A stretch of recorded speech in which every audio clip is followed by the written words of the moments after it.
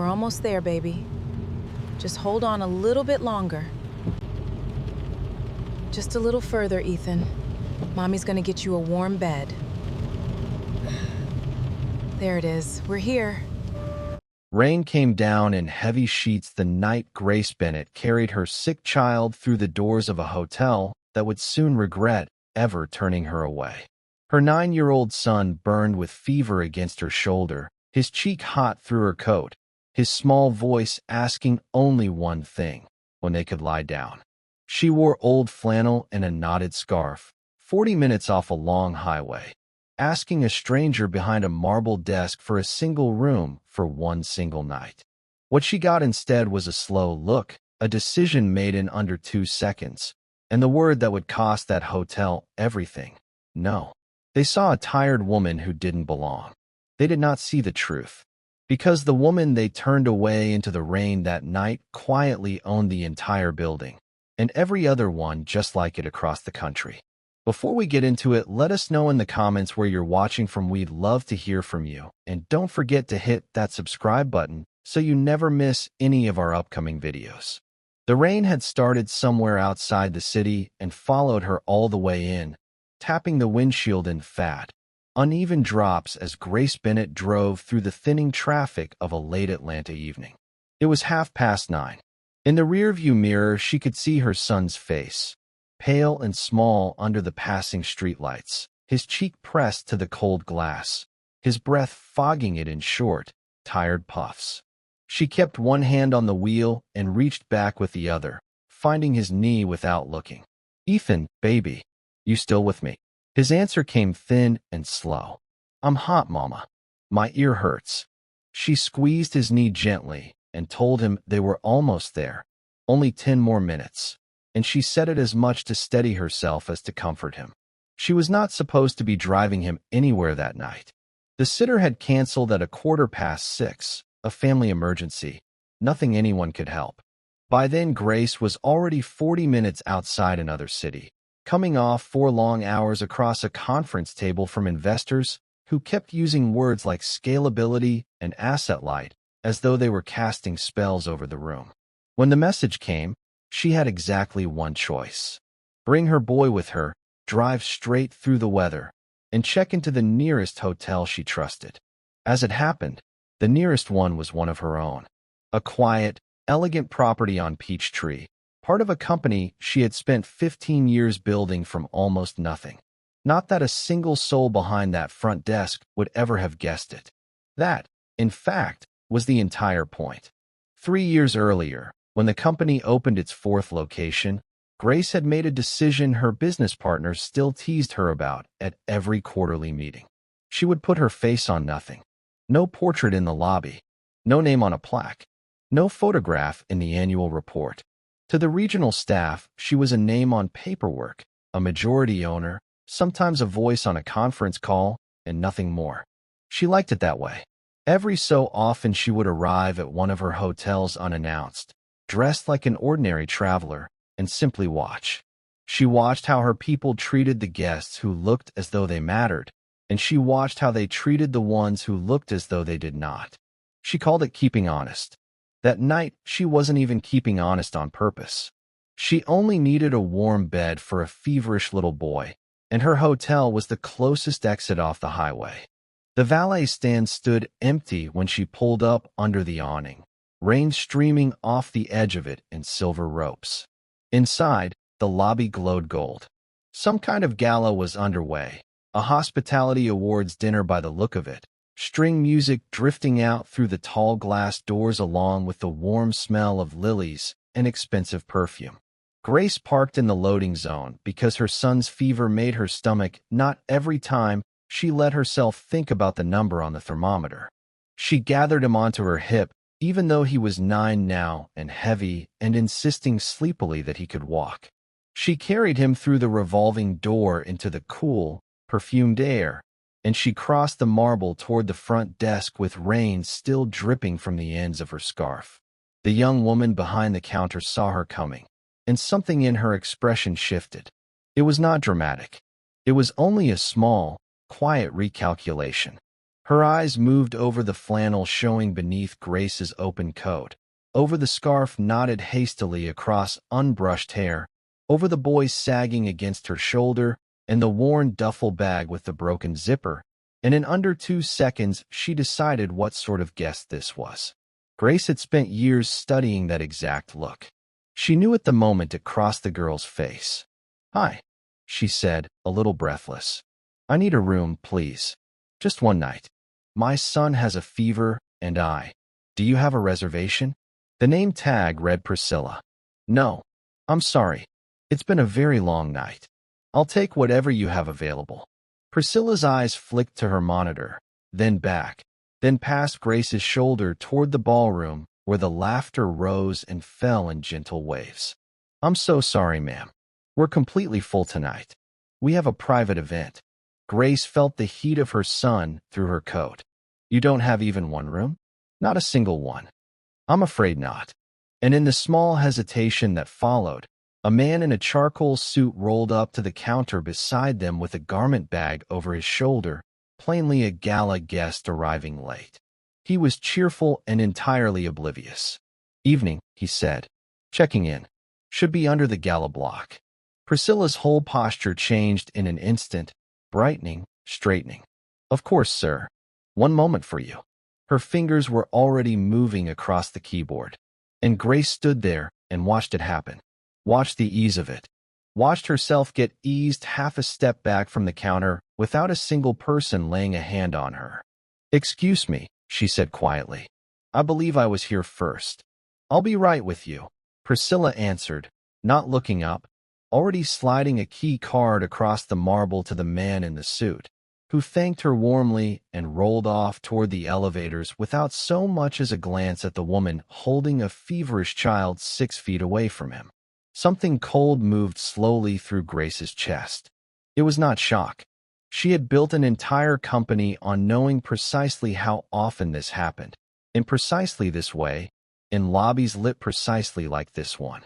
But knowing a thing in a boardroom and standing inside it with your sick son on your hip are 2 entirely different kinds of knowing. She drew a slow breath and steadied her voice. "I'd like to speak with your manager, please." The night manager came out from the back office already talking, in the brisk, settled tone of a woman who had decided how the conversation would end before she heard a word of it. Her name was Diane Cross. She was somewhere in her 40s, hair pulled back so tightly it seemed to pain her, a laminated badge swinging from a lanyard as she walked. "What seems to be the trouble here?" "I need a room," Grace said again, and hated how her voice had begun to tremble, not from fear, but from the plain exhaustion of having to ask a third time. "My son is sick. Your clerk tells me you're full, but I just watched her check in a man with no reservation." "That gentleman is part of our gala block," Diane said smoothly. "I didn't ask about him," Grace said. "I'm asking why there is nothing at all for a paying guest with a feverish child."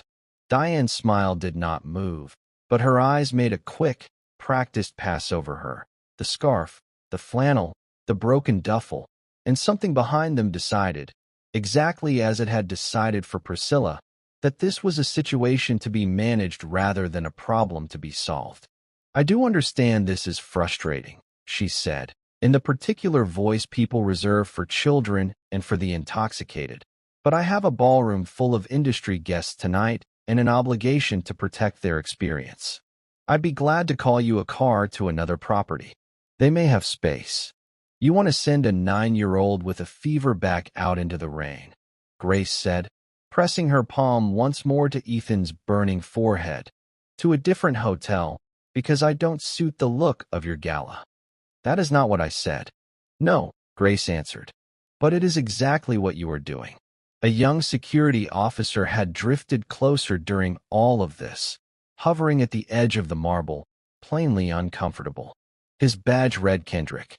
He looked no older than 25, and he had the look of a man who had watched this scene play out before and had never once liked it. He cleared his throat. "Ms. Cross," he said quietly, "we do have 412 open. Maintenance cleared it about an hour ago." Diane's jaw tightened, and something sharp crossed her face before she smoothed it away. 412 is being held. It's not marked as held anywhere, Kendrick said. Kendrick. Just his name, 2 syllables, delivered like a warning. He looked at Grace, and then at the child asleep on her shoulder, and then he dropped his eyes to the floor and said nothing more. Grace watched him fold. She watched the exact moment a young man decided that keeping his job weighed more than a stranger's feverish child. And the terrible thing was that she could not even blame him. She recognized the arithmetic. She had done that same arithmetic herself once, long ago, in a far smaller life. So, Grace said, and her voice had gone very quiet and very even now, the tone she used in board meetings just before she said something no one wanted to hear.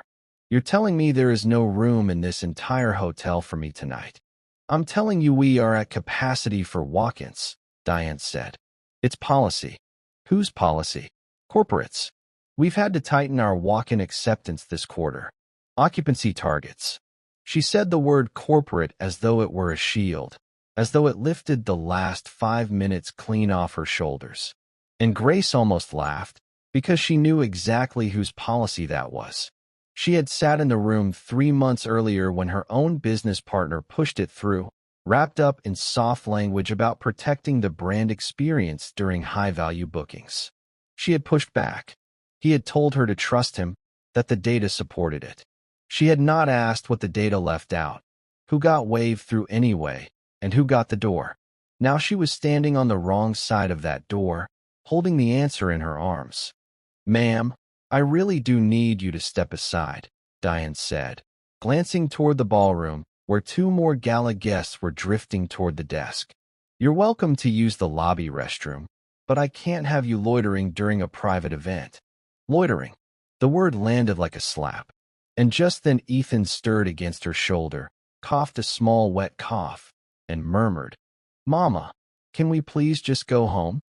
And that was the moment something in Grace Bennett went very still and very clear, the way water goes still in the instant before it turns to ice.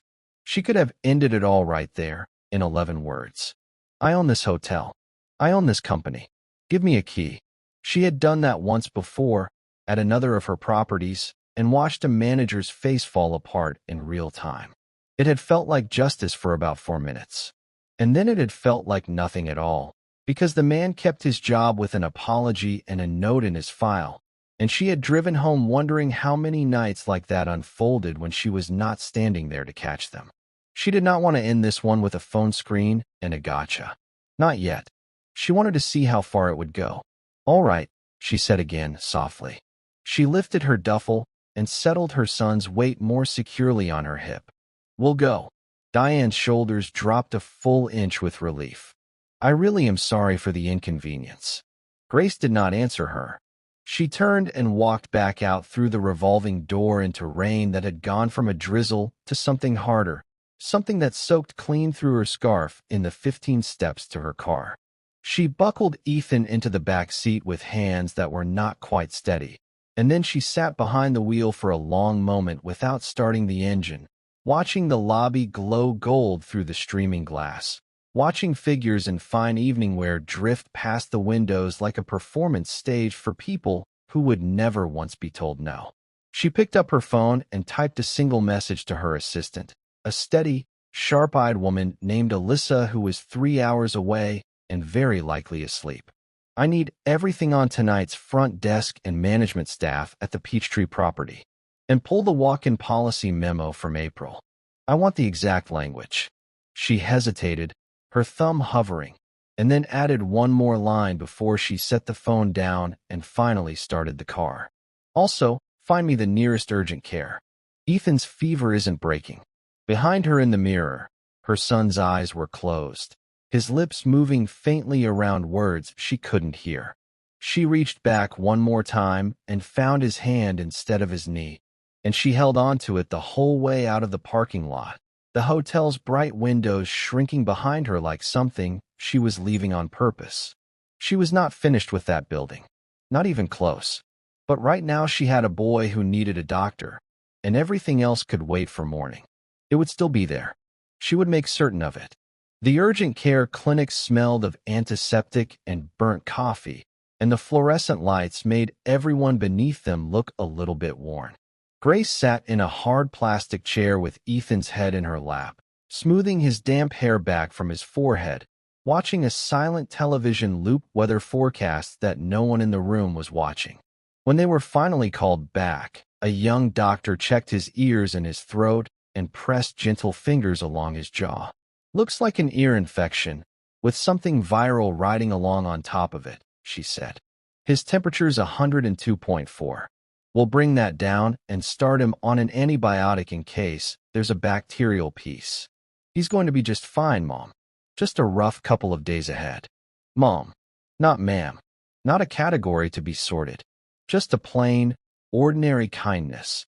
And it closed Grace's throat far tighter than the whole scene in the lobby had managed to. By 20 to midnight, her boy was asleep again in the back seat, breathing easier, a paper bag of medicine on the passenger seat beside her. Grace sat under a humming sodium light in the clinic parking lot and, for about 90 seconds, let herself feel the entire day at once. The pitch meeting, the canceled sitter, the long drive through the weather, the lobby, the rain. She put her forehead against the steering wheel and simply breathed. And then her phone buzzed. It was Alyssa, awake after all. Got the staff list. Priscilla, 8 months on the job, night shift, decent reviews. Diane Cross, night manager, 3 years, extremely aggressive on occupancy numbers, 2 commendations from regional for hitting her targets. And I found the memo. It's worse than you think. Grace sat up straight. "Send it."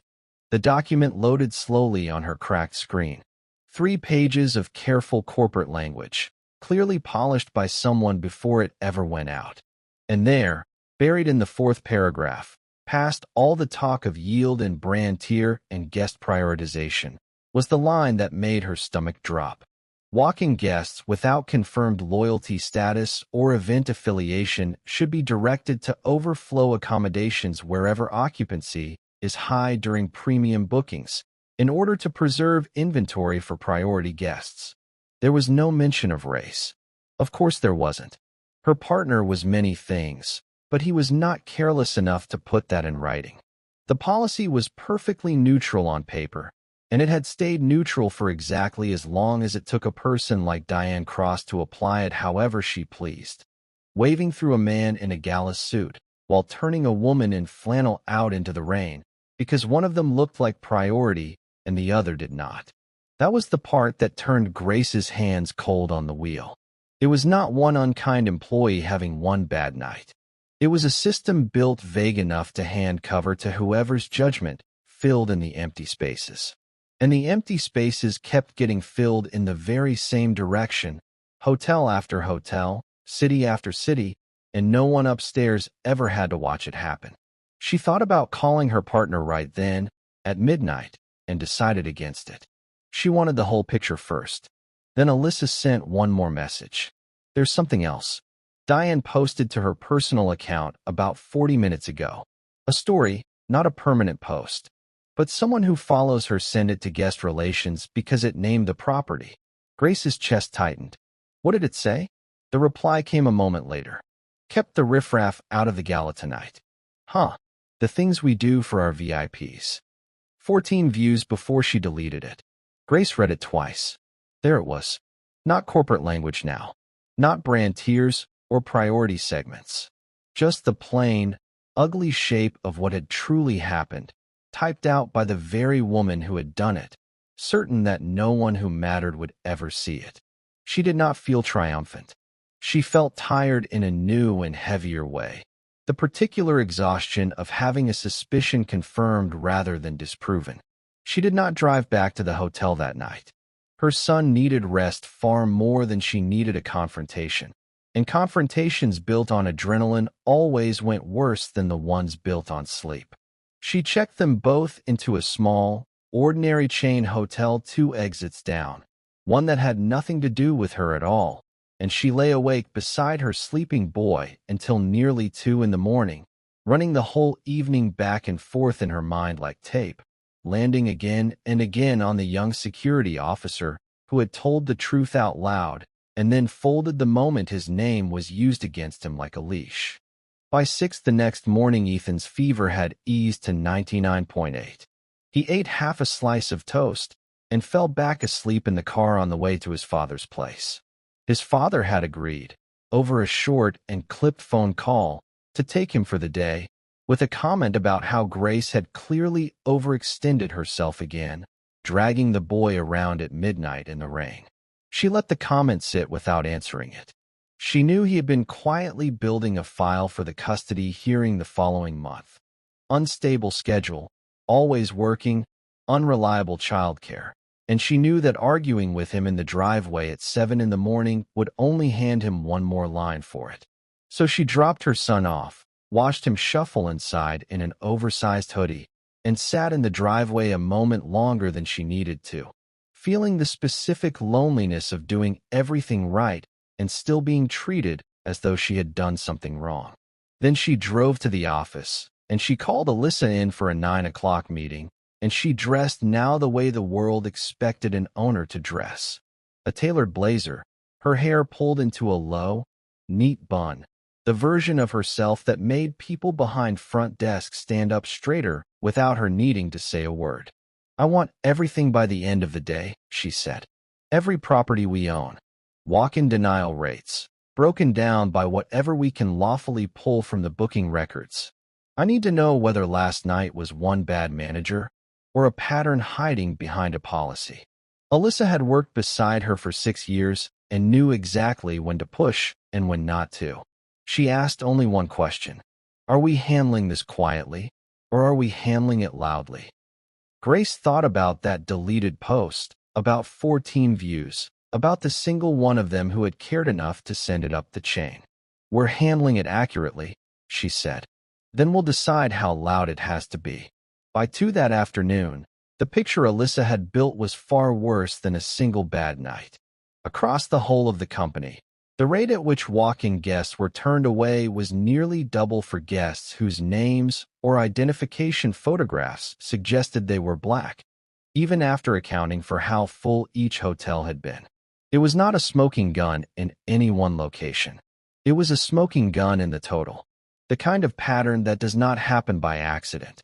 The kind that happens because a vague instruction quietly gives 100 different managers permission to trust their gut, and far too many guts had the very same bias built into them.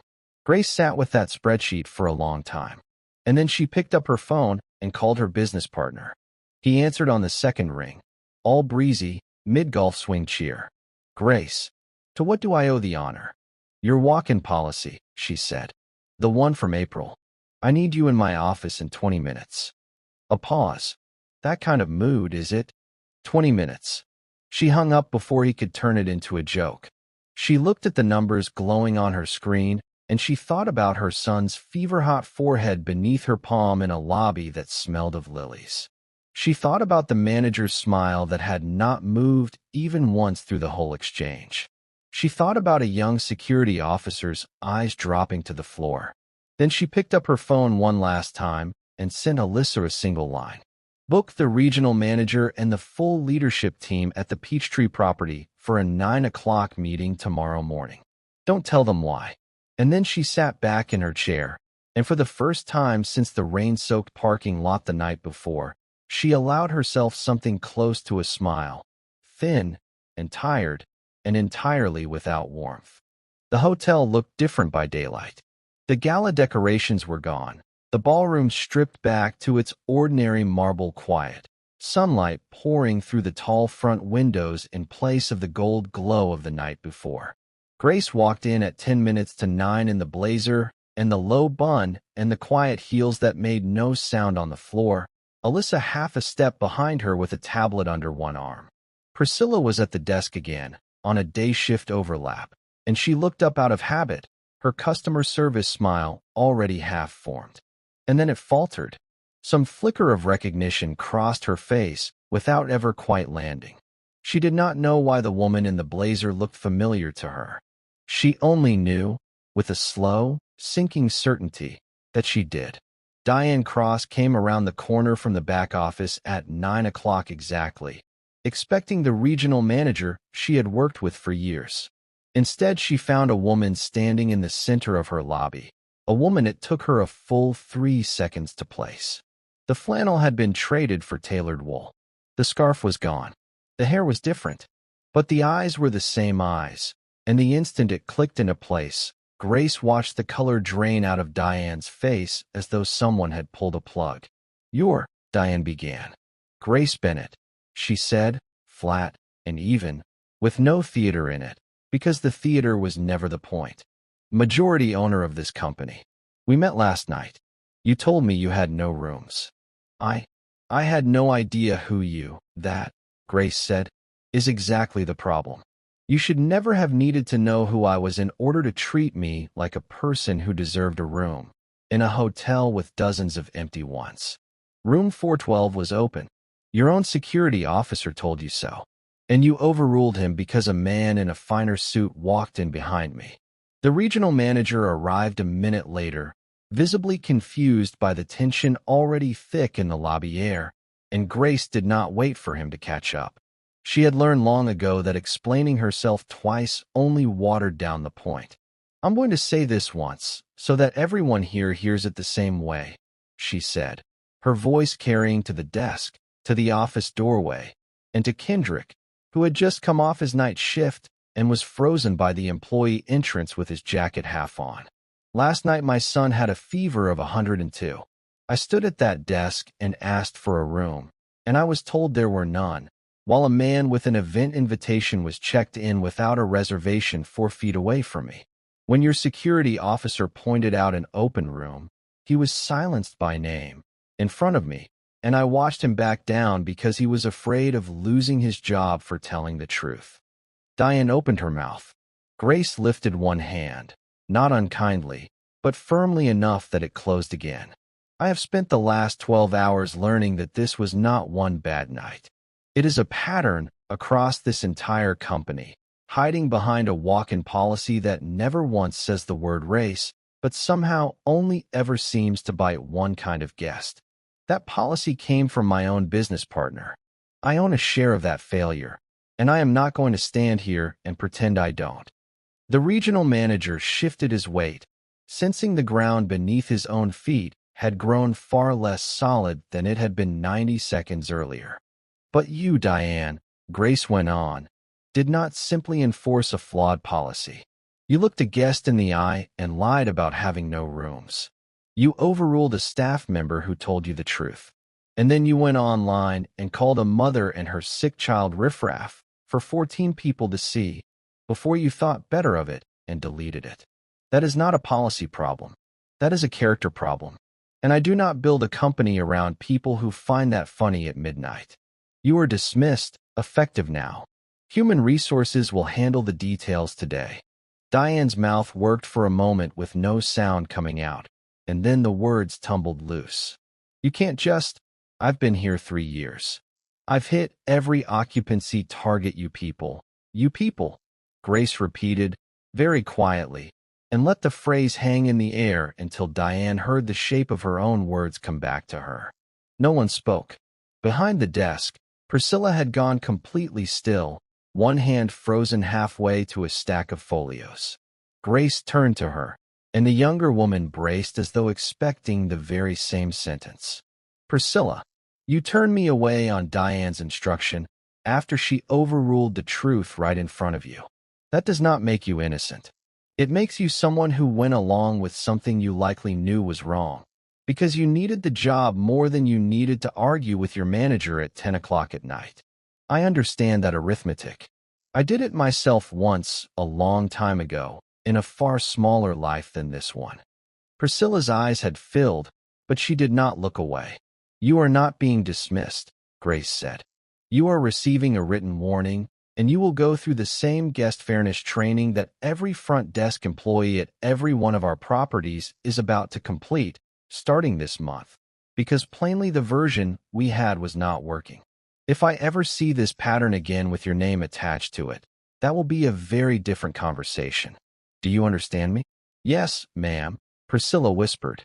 Grace turned last to Kendrick, who still had not taken off his jacket, standing in the doorway like a man trying to work out whether he was about to be swept into the same wreckage.